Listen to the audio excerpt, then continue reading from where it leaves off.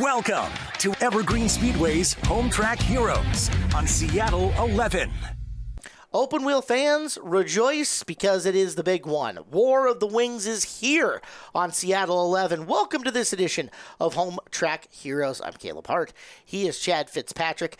15,000 American dollars goes a long way in any race budget. That's what's on the line tonight for War of the Wings and their main coming up later on today. That's huge. It's the Daytona 500 for sprint cars tonight. That's right. Around the 3/8 mile, it's going to be the fastest 50 that you ever will see. We also got a great show lined up for you. Otherwise, Stinger 8s are on the program. They have had a dynamite season this year. Can-Am sprints for the very first time on the show. Legends will be here, and the Focus Midgets coming out to play with us. So we're going to give you a little heat race action to start things off. Stinger 8's going to come out first onto the track. We'll give you a couple of heat races for them. And, of course, our program brought to you by Gene Johnson, Plumbing, Heating, Cooling, and Electrical. Let's roll those Stinger 8s to the course. Jim Powers has got the pole for this one, the PMW Traffic Control number 195. Jacob Funk, Captain Chaos next to him. Car number 8 out of Mill Creek, Washington. The 20 car is Riley Riddell out of Gold Bar, sponsored by DL Enterprises, and the 46 of Mike Hathaway out of Marysville, sponsored by Repin Welding and Rail. Road number 3, it is Matt Somerville, the Airport Welding number 21 out of Monroe. Peyton Hopp is the 16 out of Monroe, sponsored by Bardall. And the 07 round out the field is Zach Bristol out of Snohomish, sponsored by PMS Power Decals. This is the first heat of 2 for our Buzzin' Steakhouse Stinger 8 division. Our current points leader, Matt Somerville, mired back in the field. No positioning heat races. This is just all for points and a little bit of track time. That's right. And every season point matters as we're into the back, 25% of the year at this point in time, month and a half-ish left of racing, and that only means handful of races for most of these drivers. Is here at Evergreen Speedway, we like to bring you something a little different every week, so you don't see the divisions go back-to-back nights. That means they don't have too many point chances left to run main events and heat races and score those points. And we're starting to get into that time of the year where if you are leading the points, you probably want to start paying attention. Yeah. You only have the Stingers, I believe, only have 3 more races, maybe 4. I could be wrong. But as they come off of turn number 4, it will be Jimmy Powers leading them way, and we are going to go green. And what you're saying, you're not changing how you're racing so much, but you're definitely paying attention to moves and stratagems that will score you maximum points, whereas early in the season, you're probably a little more likely to just go for it and see what happens, right? You definitely get good at math while you race. You're doing the points in your head as you race. As your current points leader, Matt Somerville, starting from 6 all the way to 2nd in 1 lap. He is the man on the move right now, and looking onto the outside to the 195 of Jimmy Powers, driving for one of the Jenkins boys tonight. I want it. Hunter or Devin usually are in one of those 2 cars. As the 195 of Powers out into the early advantage. Somerville in 2nd, there will be those drivers with reference to points that say, listen, if I just go out and try to win every race, the points will work themselves out, but it's not necessarily at that point. Sometimes you're not going to win every race. It's how do you decide to protect the position you have versus going for another one. Yeah, if you ever want, a little bit of contact. A lot of contact. That was, it started off as a little bit, that was a hard hit. That's a bunch of contact. Holy cow. And we're going all over the place as he will still somehow regain 2nd, the 195 of Powers. So wow. That's very impressive. As the 20 of that will be Riley Riddell trying to get around Powers. Powers, normally we would see him in a super figure 8 car. We've seen him back in the day in a bomber car and kind of driven all sorts of outlaw figure 8s. We've kind of seen all sorts of different cars out here at Evergreen Speedway. Man of multiple talents, you'd say. Most definitely, as Riley Riddell does get by, and we see the 16 of Payne Hopp as well in that 4th position. I believe that's in his old car. He had a brand new car built. I think he unfortunately got in a crash, so he brought the old car out. You know, the last time we saw Stinger 8s, I want to say it was the Figure 8 Nationals or close to in and around there. And the car that Peyton called the Integrinator has been blowed up. Oh, so, okay. Blowed up, wadded up, whatever it is that you wanted to say. So, yep, it is back to the previous edition. Meanwhile, there's Zach Bristol, who seems to have a different paint scheme on every different car that he runs, no matter what, working his way up into 3rd early on this one. Intersection is ridiculously busy for just a heat race here in the Buzzin' Steakhouse Stinger 8. This is just a short 8-lap heat race. We got Captain Chaos and Matt Somerville almost meeting in the intersection.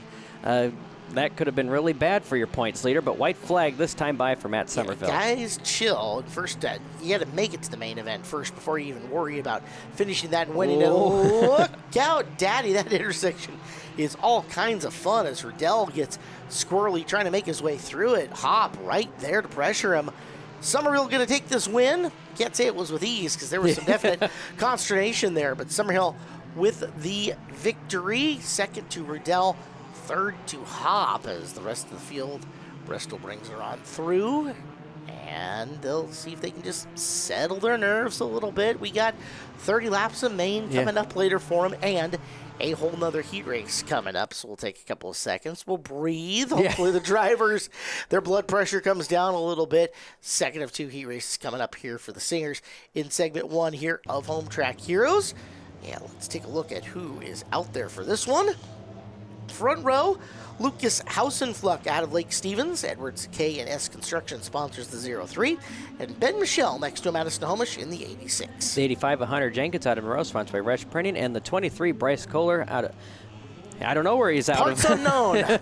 Sponsored by Knack Construction. Third and final row, Marysville's Cody Hoops in car number 10, the JBR car. Outside of him, Damon Claiborne from Snohomish. Abendroth Equine developing the horse and rider, car number 43. 6 cars, 8 times around, and it was Claiborne coming off the big win. He's got the momentum coming into this one in the 43 car. Hoops and Kolar will make this tough on him, as will the whole rest of the field. As should be a bunch of fun. They're coming around left-hand turn, or the North Pole if you prefer. And green flag is out here on the second Stinger heat race. We are green, kind of a slow start, but a good start for the 03 of Lucas Hastenfleck. He will grab the lead as they go into the north turn or the south turn. As we're 3 wide, a little bit of contact, and they somehow make it through. We got parts scattered all over the racetrack now. A little bit of foam. Yeah, Ben Michelle in a very bad spot there, right in the middle with fast cars to the inside and out. They'll settle in, and the first lap is done. Lucas Hausenfluck is your early leader. Kolar is second, and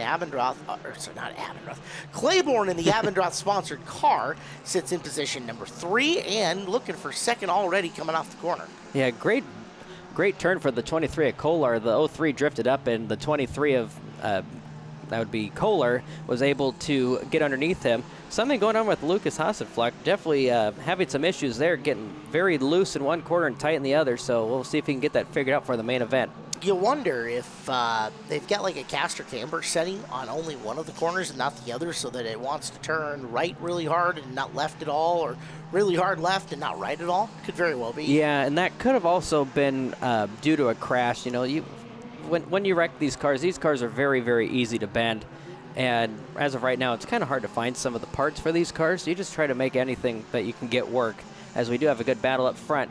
Also for third place as well, Hoops looking to the inside of Hunter Jenkins, and he will grab third. So I'm assuming, and you've done a little bit of figure eight racing, you've done a little bit of small car racing here, where you've had to turn left and right, that you're wanting toe on both sides of the car, caster camber, all set equally. And I say that, right? You can be positive or negative on either side of the wheel, but you want the exact same effect on the other side of the front end, For right? the figure eights, yes. Yeah, you want the exact camber, because obviously you're going to be turning left and right. Toe, I generally haven't messed with the toe, but I believe a lot of them run straight up. Okay. Even if you did, let's say you had 1/8 of an inch in the right front out, you'd want 1/8 of an inch in the left front out. Yeah, right? yeah. As we got a good battle still shaping up for the lead. 3 laps to go as the 23 of Kohler hanging on for dear life as our recent Figure 8 Nationals winner of Damon Claiborne trying every which way to get around the 23 of Kohler. To the point where he's giving him some front bumper right there at corner entry. And not really laying it on him hard, but just reminding him that he's there right in the middle of the corner as you see the white flag flying in the air. When on a small track like this, you kind of have to use the bumper. You do. So, you don't want to be rude about it, but we have a good opportunity right here as he's going to have to look to the outside, and he does. We'll see if he can make it work. Around the apex, long ways to go, and Kolar's going to get the win. So Kolar gets the victory there. Second to Claiborne. They'll set up. We'll see them later on coming up in their 30-lap Buzz-In Steakhouse Stinger 8 main event. Let's give you a little preview now. Let's take a look at the sprint cars. And this is the first sprint car heat race, the Granite Super Sprint Car Series. And for this one, understand we're going 10-lap heat races here for the sprint cars and the 3/8s today, so we'll give you a little bit of extra heat race action. On the pole for this one, out of Langford, BC, the Saratoga Speedway sponsored 33J of Jeff Montgomery. Next to him, this is the man. It's the orange number 14 out of Langley, the Tri-X Group car of Aaron Willison. The 71 of James Miller out of Cable Hill, British Columbia, sponsored by High Five Cannabis, and the 57 Evan Margison out of Tacoma, sponsored by Westlake Properties. Row number 3 is Levi Rose. Rose is from Colville in the CS Fab Works. Number 65, next to him, Brad Almond. Almond, quick, very fast race car driver. The 8A out of Duncan, British Columbia, sponsored by Tom Turner and Island Race Masters. Todd Coleman is in the 44 out of Linwood, sponsored by Fleet Service, and rounding out her field, car number 21, Randy Price out of Cobble Hill, British Columbia. Millstone Heating and Sheet Metal sponsors him. It's nice to see Randy made the haul down. He's been really good at Saratoga this year in their sprints. You see him in victory lane all the time there. That is the father of Robbie Price from the Dirt Sprint Car Wars, the Dirt Cup champion. So cool. Randy with a lot of experience and very, very good equipment. So starting 8th, hopefully it's not a huge detriment to him. We'll see how he adapts to the pavement here at Evergreen Speedway. As Aaron Willison, bye-bye. Yeah, he's gone. Yeah, he was good in mini stocks, and he's definitely good in sprint cars. And yeah, he's not wasting absolutely any time. This heat race, I believe, is for positions. I'm not 100% sure. It is. Yeah, this will go towards sequencing the A main event lineup. So every spot you get here makes a difference in where you're starting in the same main event. As Evan Margison pressuring hard in the outside groove, trying to find his way around and working on the Almond car for the spot. So Almond and Margison doing battle as they work down the back straightaway. And you got to be careful. You want to conserve your tires for the main event. 50 laps. This is probably one of the longest races you'll ever see in a sprint car. You don't see 75 lap, 80 lap races just because they'll run out of fuel. Indeed, yeah, and then they burn a ton during the course of this, depending on whether they're running wide open, whether they're following and having to pedal it off. But you're right, they're also monitoring tire wear over this 10-lapper. It's going to give them a bit of an idea of what they're looking for the 50 as you are watching Aaron Willison just crank on him. And surprisingly enough, his front row starting mate, Jeff Montgomery. Montgomery came in as, well, if anybody can beat Aaron, Jeff's got a real shot at it. And so far here in this heat race, Aaron is showing the path. Yep, and we got an issue. Looked like the 8 of Brad Almond going around off of turn number 2, so we will go yellow, we'll restack them, and we will try this again. Almond comes from a racing family. Scotty Almond, a name very familiar to those in the Northwest here in the sprint car world, specifically on the pavement. Restack them, re-rack them, as we still got more time here in this first of 2 heat races we'll be showing you here for the sprint cars. On the inside, that is Willison, that is Montgomery on the outside. Second row, Margison's 57. And James Miller, 71 on the inside. As off the corner, we're back to green. As a 14, Aaron Willison definitely picking up from where he left off. He is gone once again. The 33, Evan Marginson, trying to see, the 33 of Jeff Montgomery, trying to see if he can even keep up with the 14 of Willison as they all go scrambling towards turn number 3. So Willison out and rocketing away once again at the halfway point here in this heat race. Montgomery second. Miller third. Now, one of the things is that this is just a heat race. The track is drastically going to change temperature by the time they get to A-main action. The sun is going to go down, and that is going to make for vastly cooler conditions. And as large as these tires are, specifically, and you can see the size of those right rear, just blocks of rubber out there. That's going to make such a huge difference. I dare say track temps make an even bigger difference in car handling for the sprint cars than they do even a late model, just because there's so much tire on these cars. Yeah, when you have more tire, definitely the track temperature will affect what the car is going to do when you have more rubber on the track. So white flag, 1 lap to go for Aaron Willison. Willison, Montgomery, Miller showing the way here in the first of the heat races, and Aaron Willison sets the tone as he is dominant in heat race number 1 for the outside of row number 1. Give second to Montgomery, give third to Miller, fourth to Margison. So, one more heat race to show you guys coming up. Heat race number 2 is due up next for the sprint cars. And the boy, Aaron Willison sure staked his claim. Let's give you a look here at our second heat race lineup for the Granite Super Sprint Car Series and the War of the Wings. On the pole for this one, It's going to be Kyle Alberding, the Holton Drilling Tools, number 32 from Roseburg, Oregon. Eric Humphreys next to him from Chowchilla, California, HSI and BR Racing Products, number 15. In the 12, Ron Larson, sponsor out of Quesnel, British Columbia. His sponsor is him and his wife. And the number 4, Greg Middendorf out of Snohomish, sponsored by Middendorf Motorsports. Row number 3, the veteran Kyle Secord from Camano Island Bean and Brew on 532 in the 19X. Troy Globes, car number 11 from Abbotsford, BC, sponsored by Brian's Auto Glass. And it looks like we'll see what we got here. We have Troy Globe down here twice. We'll get that figured out. But the run out the field is the 79 of Martin Rosler. Marty, Mr. T-shirt out of Burien, Washington. Good to see Marty out there once again. And I think Marty may have even... So it looked like it's... somebody scratched. It's, I think Secord. Nope, Secord's the Secord's teal there. car. Maybe it's the 12. We'll have to double check and see. But off of turn number 4, heat race number 2, and we are green. Off and running into the first corner. Front row battle, Alberding and Humphreys. Alberding with dirt wins as well as a War of the Wings win. If you'll remember, he picked that up all of last year. We'll see. Champion. We'll see if he can go for 2 in a row, maybe $30,000 in the last couple of years. But side by side still for that lead. Oh, my. Whoa. Up and over, and boy, Greg Middendorf barely misses. Disaster coming off that corner. As we go into red flag conditions, let's get a look. Our staff here on the Seattle 11 camera crew caught it. And let's take a couple of looks before we duck over into a commercial break. So coming through the corner, and there is the left rear over the right rear, flying the front end up in the air, and boy, that foot to the left of the pole and the Uke tire is the saving grace there for Middendorf. One more time at full speed, up and down, and we'll be back with more coming up next here on Home Track Heroes on Seattle 11. Back we are here on Home Track Heroes on Seattle 11. When we left you, Greg Middendorf was doing his best Sky Pilot imitation going off of turn number 2. He settled her back down, thankfully, and we can get the heat race back up and underway, albeit with a few less cars. Kyle Alberding once again out and onto the racetrack. Eric Humphreys out there as we go green. There's Alberding in the 32 car, defending champion of the event. As we're off to green flag action, Humphreys with a good jump. That was actually, I was about to mention that was a really good jump by the 15 Eric Humphreys, as he can pretty much hopefully just log some laps and maybe take home a heat race win.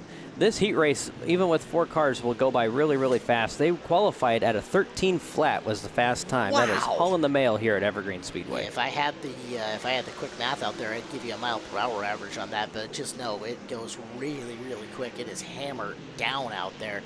So get a look at more Alberding rolling around. There is Humphreys, and that car making good but not great laps at this point. He's certainly coming wide off the corner now.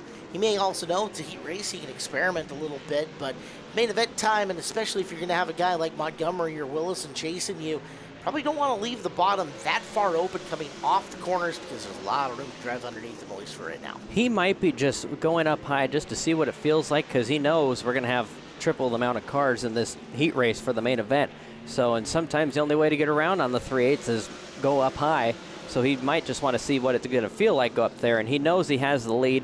You can't guarantee if you're going to win or not. Something can always happen. And I also think the 32 of Kyle Alberding is also doing the same thing. He might be testing the high groove. So these cars have no mirrors, and they have no spotters in them. There is nobody that can tell them, hey, there's a car coming. You can't visually see somebody else tracking you down. But the one thing that these cars do have with the open cockpit design is that you can kind of hear a guy coming up on you. They're pretty loud. You think about where the headers for these engines are, and compared to the no shrouding in the cockpit, they're making a lot of noise.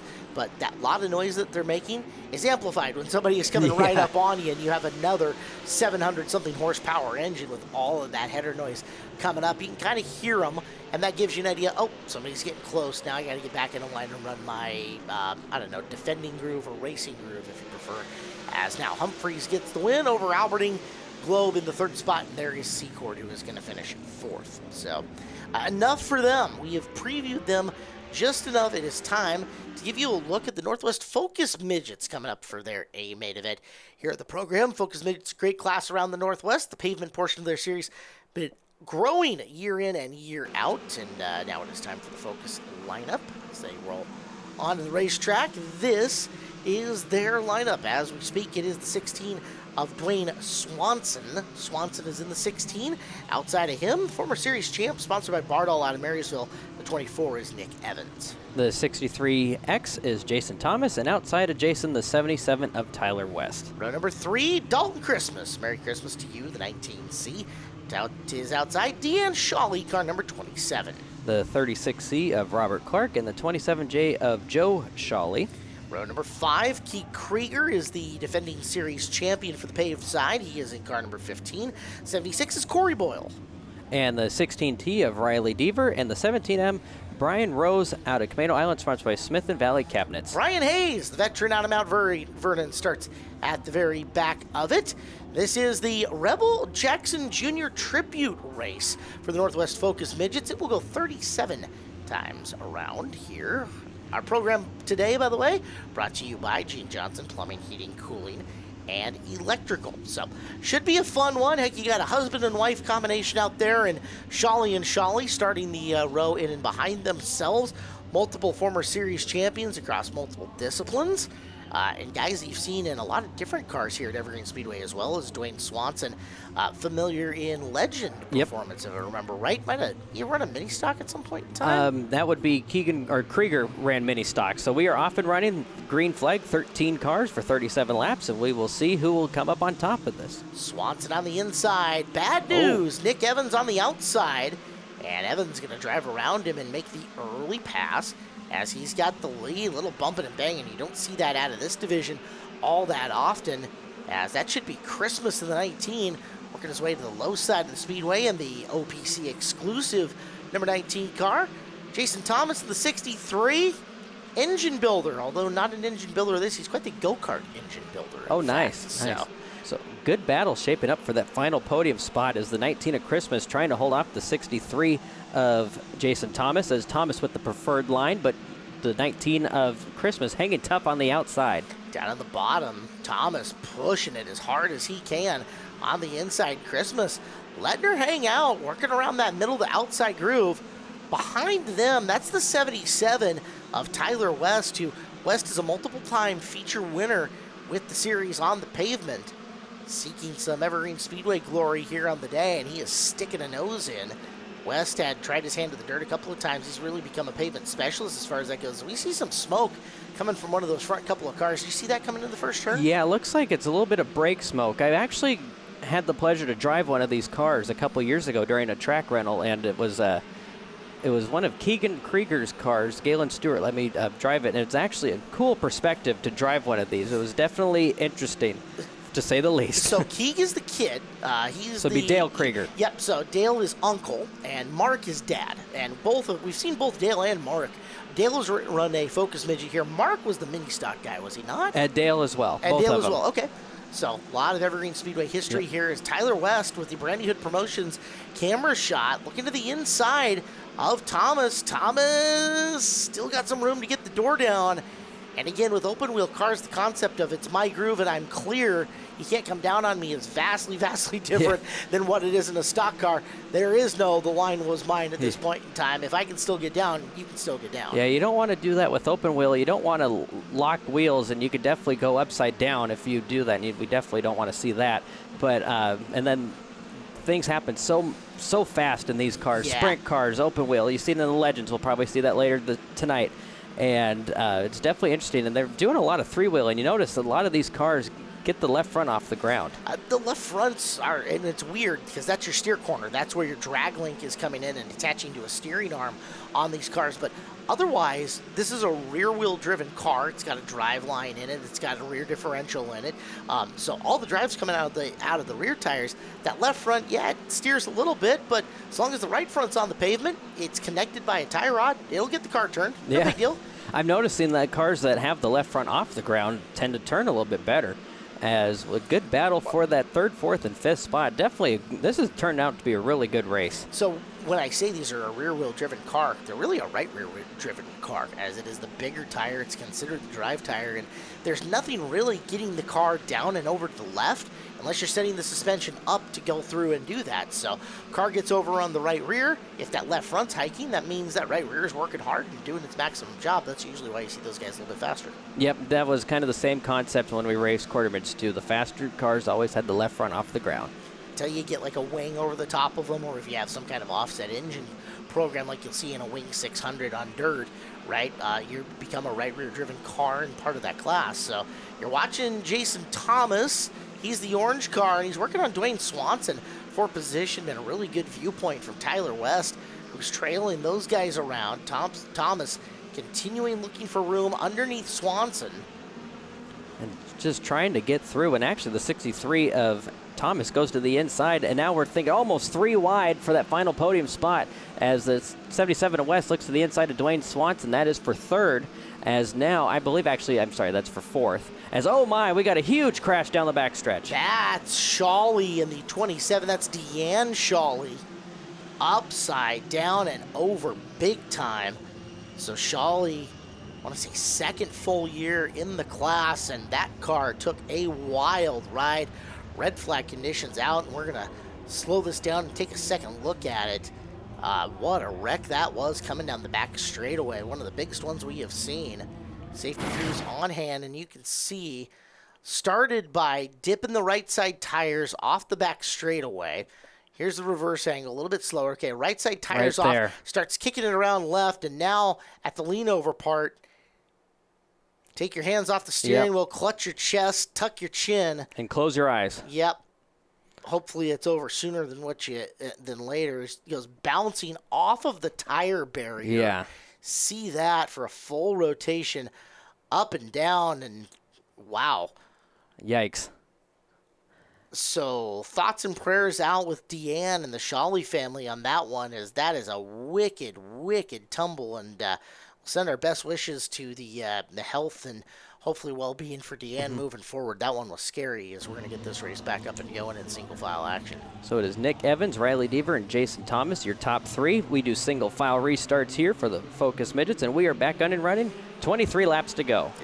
Is that truly Deaver up there? No. I want to say that might be Swanson. I think that's Swanson, Yeah, and our that's ticker is Swanson. just giving us a funny on that one. Yeah. So, because Deaver started closer to the back of the field, that would have been a big move up without That would us have been seeing impressive. it. Holy cow, the car's invisible. John Cena of midget drivers. So Swanson trying to battle on the inside, and that is West with room underneath. West got by Thomas. Now has a nice lane looking under Dwayne. Dwayne doing a good job trying to hold on. Definitely impressive here. You know, with open wheel, you tend to see, you see side-by-side racing action, but this is like as if they were all street stock drivers. They will not go away from each other when they're side-by-side. No, the cars are extremely balanced. They're on a Focus engine package right around 150 pounds, and all of them have, at this point in time, started figuring out the little tricks to get car speed out of them. Low resistance, friction-reducing bearings, low rotating weight wherever you can, down close to the minimum weight rule as you can possibly be to get maximum performance out of the race car. So the cars are super, super even. It puts a lot of driver into it, and you can see by how close this field is and how balanced they are that that's all playing out. So now, since the 77 of Tyler West got by the 16 of Swanson and the 63X of Jason Thomas, he is starting to close in our leader, the 24 Nick Evans, quite rapidly. The laps are slowly starting to dwindle away. We got 18 down this time by, or 18 to go this time by. And Nick Evans is definitely going to have to get extremely wide here if he wants to win this. Right at about the halfway point of this feature, and Tyler West is on the move. He's got a half lane underneath Nick, and Nick's got a little twitch in that race car. He's just a hair loose right now. Big run from West down to the bottom. Couldn't quite get all the way there. He'll roll back up to the rear bumper and have to try again as Evans up to the task. Let's see if West can get to the inside once again, make that move to the bottom of turn number 1 without the car getting way super loose on him. He'll dive again coming into the corner. Evans knows where he needs to have his race car, though, to defend the position, as West is going to go half a tire under the white there and try to nose ahead.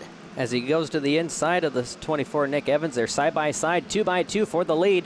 We'll see if we'll have a new leader at the start-finish line. I believe we do. That is our second lead change, I believe, for this race. Give it to Tyler West up and in the front now, as Evans going to drop into second, see if he can mimic the line and find a way to get past him again.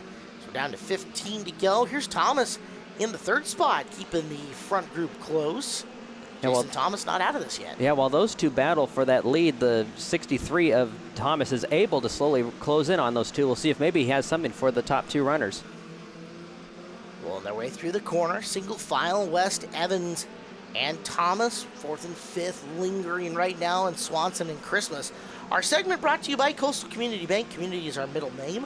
Our bankers take time to understand your business and help it move forward. Coastal Community Bank, an equal housing lender, member FDIC. So far, it looks like to be a top three breakaway from the rest of the field as Dwayne Swanson running in that fourth position as Tyler West leads Nick Evans, I would say, about 6 car lengths. And pulling away a little bit. Slowly. It's not a very far, he's not building up extremely fast, but it's slowly half a car length here, half a car length there. I mean, if you're picking up a half a tenth a lap, that's kind of what it looks like right now. Yeah. And maybe a tenth a lap at this point in time as West continues to get stronger and find some run. The first time he's run around in clean air for 20 laps, right? Yeah. And do these drivers have spotters? No. Or so all the open wheels? Same as the sprint car, no mirrors, no spotters. They have the receiver in cockpit communication with the tower. The tower's not telling them what to do as far as the driving goes. They're merely telling them how to line up or if there's a caution out or something like that. So again, that was very impressive. 10 laps before we were watching that battle for the lead. He couldn't tell that he was underneath. He might have just from the noise, but that's very impressive to know that. I can tell you from a lot of times, and I even raced with Nick a little bit. My 1 year of running was Nick's second or third year within the division, and we were on the front row of a B main event one night at one track, and he left me. He had a straightaway on me in about half a lap. It was impressive. But Nick says, I can hear you. He can definitely, he's got that sense of, oh, the timbre of the race car changed, the buzz is different. He definitely knows auditorily when somebody is up on him. Yeah, that definitely is a skill when you haven't been racing pretty much your whole racing career with no radios or no mirrors. So, and you consider that Nick was in a dirt 360 sprint car all the way back in like 2001. So that's a lot. That's decades of open wheel experience for Mr. Bad News. And again, former series track champions across the state here in the Focus Midgets.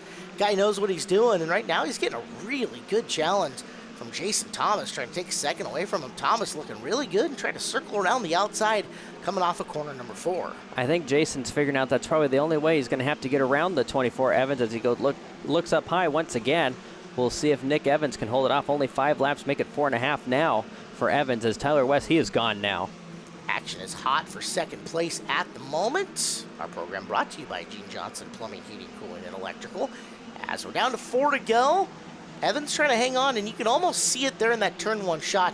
You see the little just twitch of counter steer that Evans has in the car? That back end is getting a little loose on him. He is doing his absolute best. Right there, trying to keep him off it. Oh, Thomas, bad timing, brakes coming off of 4. Something going south on the 63 of Thomas. So now the 19C of Dalton Christmas looks like he will grab third. Hopefully maybe he can keep that and take home a podium finish. As up front, it is still Tyler West with 2 laps to go. West looking strong here at Evergreen Speedway, trying to win the Rebel Jackson Jr. Tribute. As for third, Swanson rolling with Christmas. This one just about done. 3/8 of a mile left to go. Yeah, white flag for Tyler West, the 24 Nick Evans in second, and now it's the 16 of Dwayne Swanson in third. Definitely going to be a slow lap for the 16 or the 77 of West as they come into turn number 3. As many times as he did it today successfully, should be easy, right? Yeah. Off of 4 to the checkered. Tyler West gets the W and the Rebel Jackson Jr. Tribute here for the Northwest Focus Midgets. We'll come back. We'll get a podium with them, and we'll move forward on our show. That's coming up next here on Home Track Heroes on Seattle 11. Well, Dwayne will jump in here. Great race, especially with your top 5 guys. You're under a blanket for the pretty much the entire main event from start to finish. And I know Jason got around. You had a little bit of a mechanical problem to put you back in third, but still a top 5 run going into the night. Has to feel good coming out here with especially such an important race. Yeah, these cars are so close, within 100th, like the first 4 or 5 cars. It just takes one little slip, and you're probably going to get passed. And it takes you 20 laps to get that back, right? I know, yeah, big momentum cars, especially with these Northwest Focus midgets around here. I know you had the left front hiked up. Was the thing kind of leaning over on the right rear and a little bit difficult trying to get drive off? Yeah, my car got loose, and when it's loose, you got to lift and then get back on the throttle so it picks the left front off. It looks like, you know, an old midget with a Volkswagen in it from back in the 80s, you know what I mean? Who do you have on the 16 car helping you get out here each and every single weekend? My mom and dad and my girlfriend and the muffler shop and Sisters Espresso, and you know, everybody in this group's good. You know, if you need a part, you can probably get one. Someone's got a spare, and you know, all the fans are great, always here. I like racing up here. You know, I've been running up here since the 80s. It's been a bit, and Dwayne, strong run tonight. Congratulations to you guys and the rest of the 16 team. Nicely done on the third place run. Nick, you managed to get out in front and lead the majority of it there, but you and Tyler had a great battle for about 3 or 4 laps with you trying to hold him off once he kind of showed his nose going into turn 1. Yeah, it's when you're out front like that, it's kind of hard to know you feel like you're doing a good pace, but you never know. Can't see him, so I was just trying to protect the bottom, whatever, and keep him back there, but he's been really fast this year, so he got me.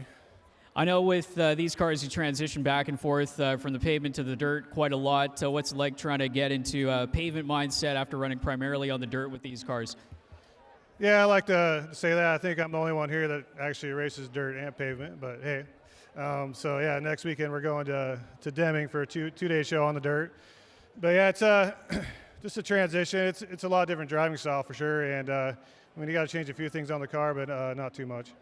Who helps you get out here with the 24 car throughout the Northwest Focus Midget season? There's a bunch of people. My parents and my wife. She couldn't be here tonight, but she's at home. Match Point USA, Gemma Bell, On the Level Fencing, Bardall. Just a bunch of people help me out, and I appreciate it, and like to see all the fans. Nick Evans brings home a second place run to round out his weekend here at Evergreen Speedway in the 24. All right, looks like we are good to go. We got the good to go. Tyler West, it was a long 37 laps for you guys. Pretty extensive on the lap count main event-wise, but that gave you a little bit of extra time to get up to the front and try and track down Nick after that red flag. Yeah, it was just the patience. We don't race that long. Most we've done is 32 laps, and at the beginning of the year, I won both of those too. So just used a lot of patience and waited it out. Their cars started going the wrong way, and mine came in, and went from there.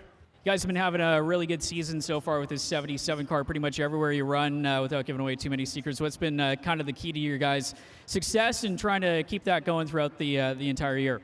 Man, I work 50 to 60 hours, work my day job. I go home and work 2 hours a night on the car. 7 days a week, you work on it, you touch it, you do something. I buff the car every single week. It's one in the shop, and that's how it's been done this year.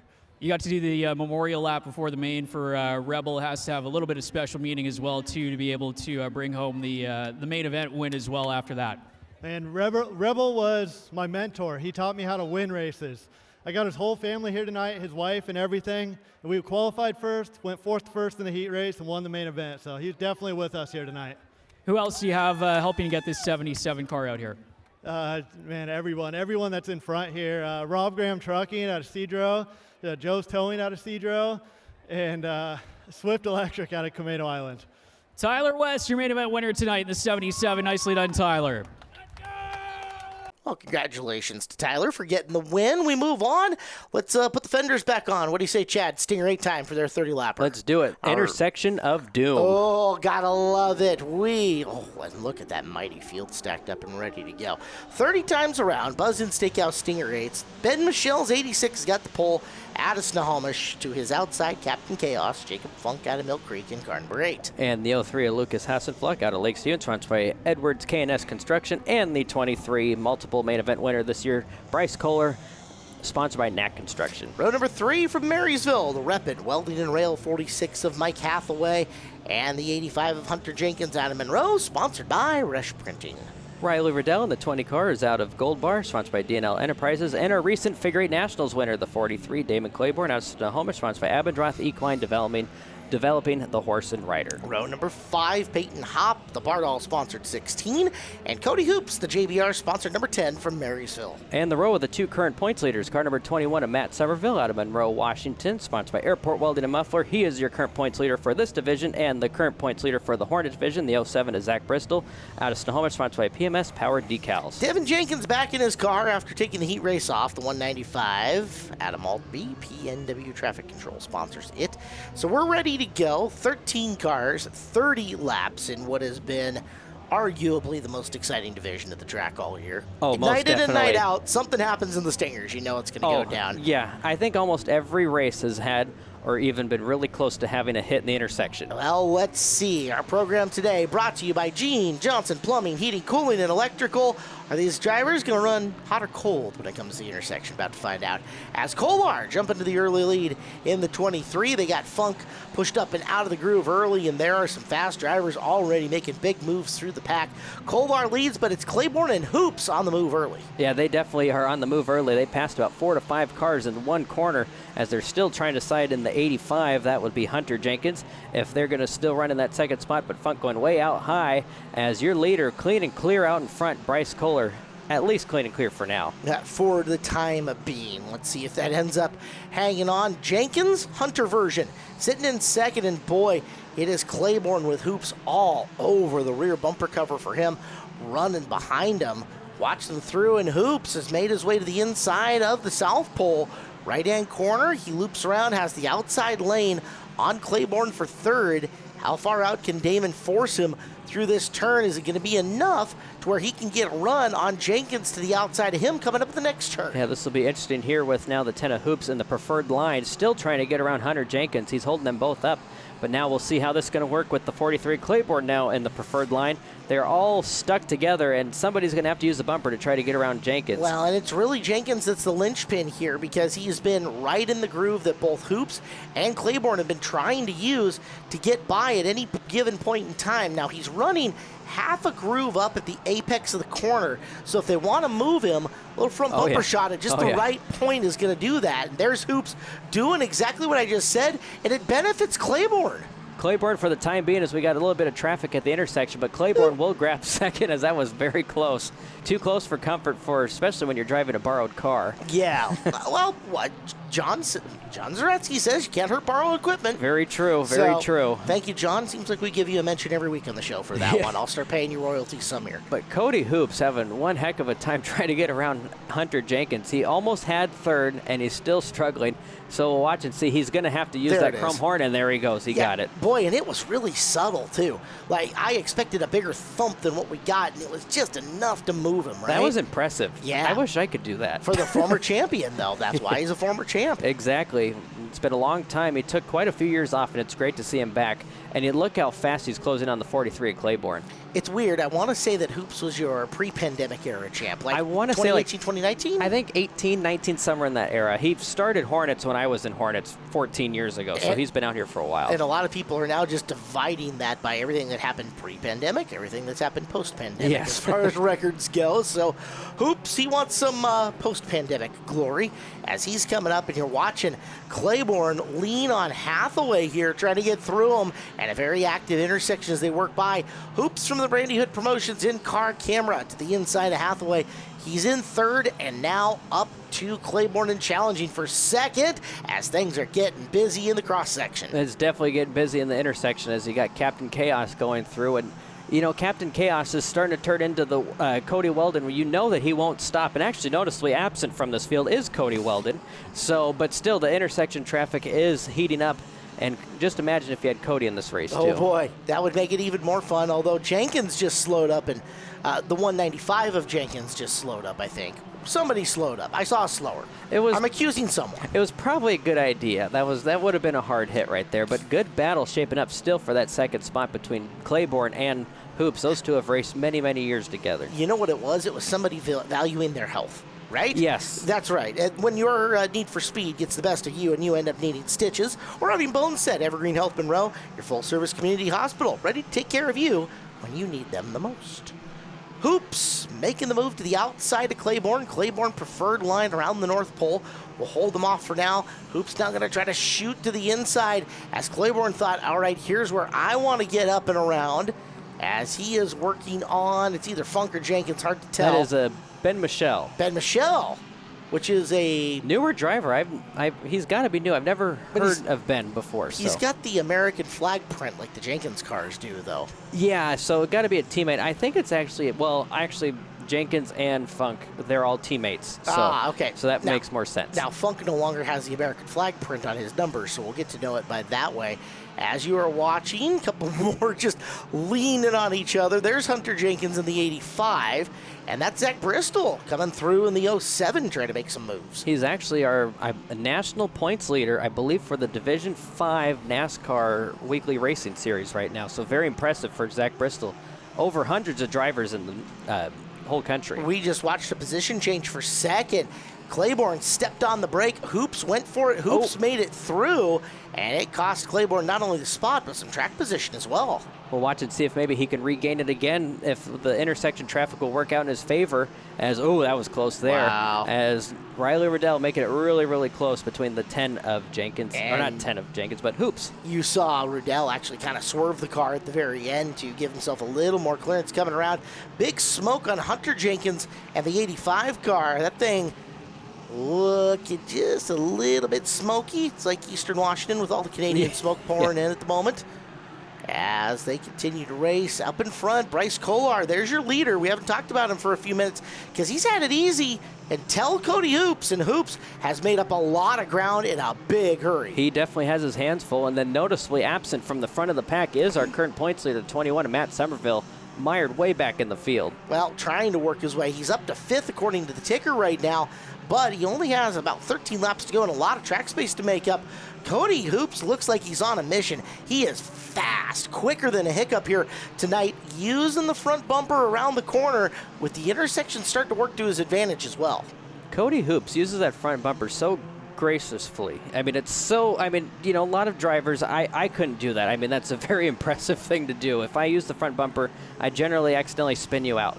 I'm not good at it. Sure. And other drivers aren't either, but look at it. He's just barely on the bumper, just moving him slowly through the corner, and it seems to be working out for him. You know, one of the things is that configuration on the front bumper of the Hoops car. You look at it, and other drivers run a traditional single bar style that has some curvature coming to the edges. Hoops has got that big old cattle guard on his, and so when he gets into the rear bumper cover and hits you, he's hitting you with more of a flat surface square area as opposed to a rounded, and it's when you get onto the rounded when you get turning. Hoops right there uses the flat part of the bumper, little love tap and go, and around Bryce Kolar he goes. And it worked out perfectly. Your new leader, the 10, but he left the door open. We'll see if Kolar can maybe battle back for that lead. They're side by side through the intersection. No traffic for them this time, but they are side by side, 2 by 2 as they come to the start-finish line. Gonna need to get more of a run here through the left-hand corner. He will get it. Now can he get down low to keep Kolar off him? He will this time. So Hoops secures the top spot with 8 laps left, but it's not out of it yet. That intersection is just busy enough to keep both those top 2 drivers in trouble. He's got intersection traffic now, and he also has a whole bunch of lap traffic right in front of him. And in this division, you don't give out the blue flag, which is the move over flag. You don't want to do that in a figure 8. They're going to think it's bump to pass. So you don't want to do that. It's other than bump to pass, it's my interpretation that is the worst flag in all of motorsports. Yes. So yeah, that is not a good night for you. I never want to see that flag for anybody. Hoops is trying to go up and around the outside. He got Jenkins' Devon version already. Coming up on the rest of them, intersection hot and heavy, and you don't want to be on the blind outside going through the intersection, but he has picked his way past one of them. He will make his way in and through, as you see, nice evasive driving by Peyton Hopp, who's sitting in about the 6th spot right now. Hoops with a couple more cars to get free of this pack. If he can do so, it's clean and clear because Kolar is not weaving his way through as quick.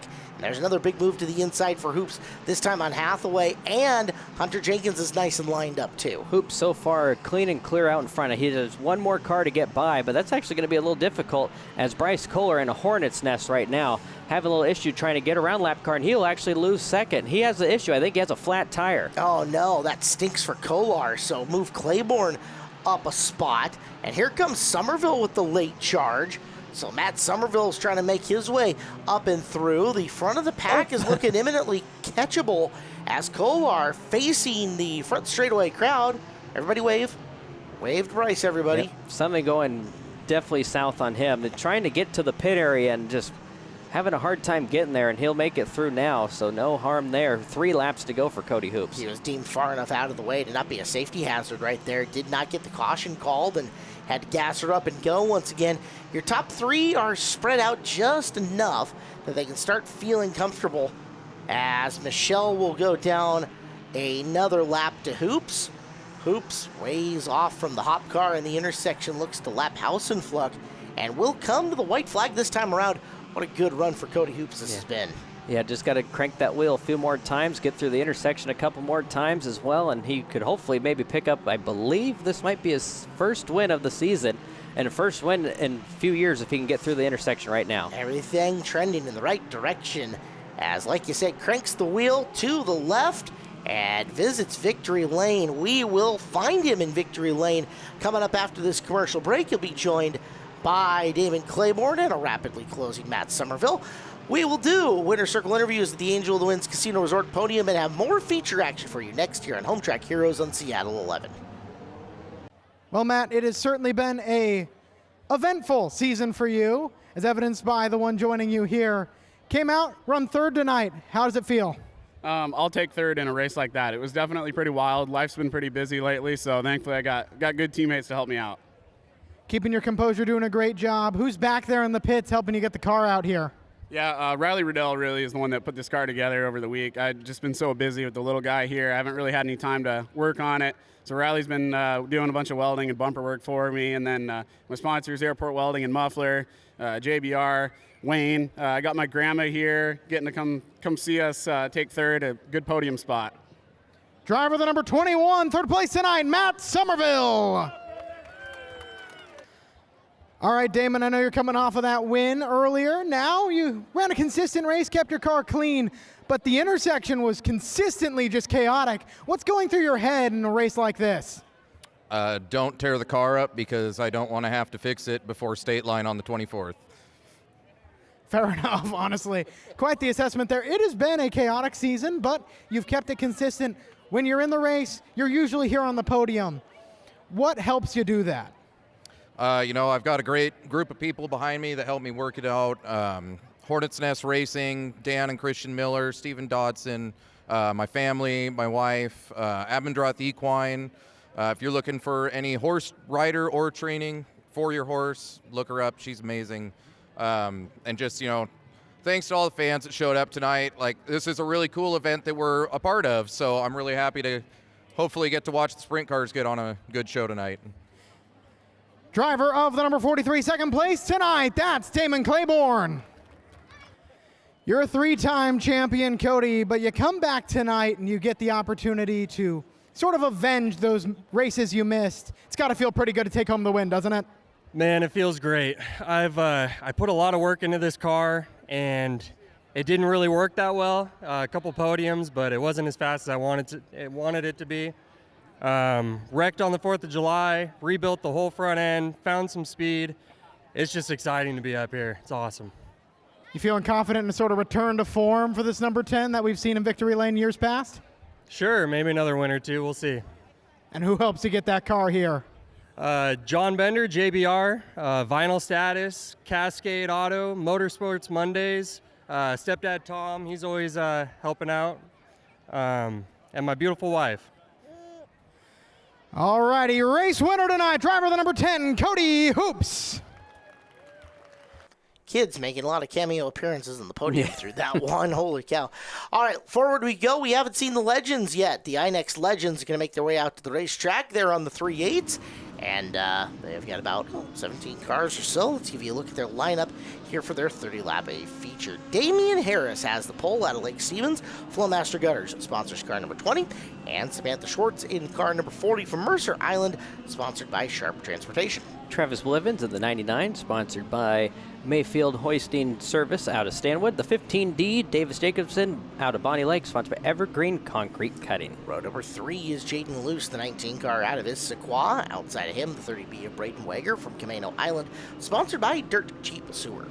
Number 43 of Dylan Wolf out of Auburn, sponsored by Quality Quick Lube and Tune. And the 33 current points leader, Kyle Lang, sponsored by Phillips Law Firm. He is out of Snohomish. Row number 5 is Kaylee Decker, the 68 from Duval, sponsored by Lewis and Maine. And the 13 of Jeremiah Johnson out of Linwood, sponsored by LB Motorsports. The 11 of Rick McNeil out of Bellevue, sponsored by Optimus Construction. And the 37 of Mason Nelson out of Pacific, Washington, sponsored by TribeMed Ambulance. The row behind them from Snohomish, car number 10 is Chris Thompson. He's sponsored by Weather Right Roofing. Outside of him, Josh Velock, 76C out of Edmond, sponsored by Burgess Construction, Washington Deck Builder. The 86 of Joe Decker out of Duval, and the 55 Bella Luce out of Issaquah. And then the 88 is Aiden Kahn from Prince George, British Columbia, sponsored by TX2 Recycling. So, take a look, 17 cars this is good. indeed. 30 laps. It'll be 30, so just a hair smaller field than usual. Still a full field, though. But still lots of cars indeed, and a chance for drivers like Harris and Schwartz up at the very front row to get a run and make a name for themselves. The young guns. Indeed. Green flag is out. One more time around, and we are underway. Damian Harris and Samantha Schwartz lead the field of 17 as they go into turn number 1 and 2. Damian Harris leads the field off of turn number 2 down the back straightaway. Good battles for that third place position. The 99 of Blivens and the 15D of Davis Jacobson. They're all still trying to side behind them. You know, interestingly enough, I just did the count. We have none of our track champions in this field at all. Oh, wow. There's no Chad Sinner. There's no Gabe Sessler out here at all in this one. So Weird. That's definitely interesting. Might be the first race in the history of INEX Legends as a weekly class here at Evergreen Speedway that we have neither of those two. I believe that definitely is a history in the making right now, but a good battle for that lead now. Samantha Schwartz looks to the inside of Damian Harris for the lead. 2 quarter midget racers fighting for the lead against all these adults off of turn number 2 down the back straightaway. Here comes Blivens now to the inside as well. Here comes the 19 of Jaden Luce as well. Jaden Luce looking awfully good, working to the inside as he's got third. There's Bliven trying to sneak to the inside. We've seen him in a bunch of different race cars as well, from Legends, that street stock ride. We've seen him in a couple of different forms of car around the Northwest and having a really good run, sitting in second. Coming after Schwartz down to the inside as Schwartz leads, but Bliven making the run, and Dylan Wolf trying to follow him. Getting down to the bottom was Luce to close the door on Wolf as nobody advances there, but we do have a car spinning out and keeping it going. Davis Jacobson in the sharp-looking 15 car will continue on. We stay clean and green until right there where the yellow flag comes up. Yep, yellow flag as we will see what happened here. Unfortunately, the 15D could not get it going. As we'll see how this started. It looked like a little bit of contact between the 33 of Lang and the 15D of Jacobson, and that is why we have gone yellow. All right, from Lang's perspective, coming through the corner. Oh. Not clear. Not clear at all, and that actually could have been a lot worse. Caught some air doing that. Yeah, Jacobson, a nice job to save it before you ends up off racetrack, so he'll slow her up, and we will bunch this field back up. Good job, Samantha Schwartz. That interrupts a pretty good battle between Schwartz and Bliven up in the front of this, with Luce getting involved and Harris still kind of knocking around. Wolf up there as well. Now we're going to go 2 by 2 coming out of corner number 2. So that advantage that the leader has by having that full length of the car completely eradicated by going side by side here on these restarts. Oh, yeah, most definitely, as they'll take it slow. We got to hit that. There is not a start box. It is a start line here at Evergreen Speedway, and you got to hit that to start going, and we will right then and there. Good equal start for all of them, and we are back underway. Good start for Blivens on the outside with a little bit of a jump on the outside. We'll see if maybe he could take advantage of that situation. As the 40, we got issue down the back straightaway. Harris going around. Yeah, Harris sliding, stops, points at the inside, and we'll get some looks at how all of that went down. Caution flag out and around on the racetrack. So yellow flag, and let's get perspective. Let's watch from Braden Wager's point of view, and that one you could say all by himself, at least from that viewpoint. And that could have been a product of not getting the tires warm enough during the caution. That's why when you see these drivers, almost every class out here in any form of racing, they're swerving back and forth. They're trying to keep the tires warm. It's not just warm, but try to keep them clean, And clean as too, well, yes. right? Now, it depends on how sticky that the compound is, but I've heard the stories of the late model spotters scuff, not necessarily to get the extra heat into it, but because you're rolling around, and especially if you're rolling around in the outside groove, that's where the loose clutter tends to accumulate. Is there a better way to put that? Very much so. There's a lot of dirt. This track tends to get very dirty. A lot of rubber up there, so you want to keep your tires very, very clean. And that was unfortunately probably the product of what we just saw there on that last restart. But we are back underway, and the youngster up front, Samantha Schwartz, leads the field. And here comes Jaden Luce behind her as they go fighting side by side, 2x2 for second. Blivens hanging tough on the outside. Here comes current points leader Kyle Lang on the inside. Travis did not get as good of a start that time around the high groove. Let's see if he can get down low and close the door on Lang. Lang's going to get down, and he will have the advantage on Bliven for the time being.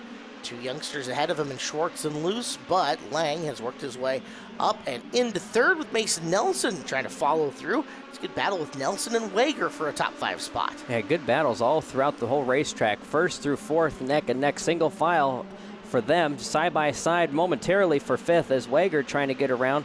But 19 of Luce trying to get around to the 40 of Schwartz for the lead as well. All sorts of battles throughout the racetrack. Boy, it feels like we should be more laps into this than what we are, but here we are just 7 in and looking at another lead change as Luce has worked to the inside here on Schwartz. Almost door panel to door panel coming off of turn number 2. This time it is going to be Luce shooting on by out of corner number 4, and you have got a new leader, Jaden Luce, up in front of the field.